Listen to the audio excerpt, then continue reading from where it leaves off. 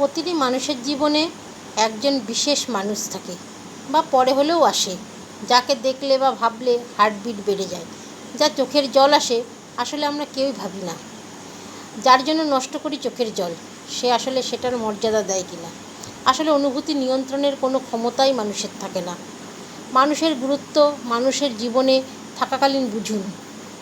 মানুষটা হারিয়ে গেলে বেহিসাব হাতড়াতে হয়।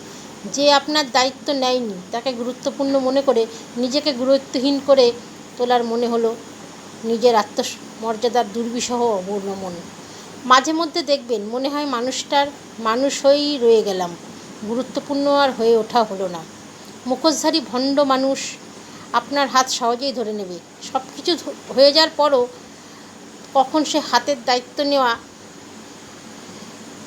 নেওয়ার সময় আসবে, তখন মিথ্যা অজুহাতের জাল বুনে বলবে বাড়িতে মেনে নেবে না। ধন্যবাদ।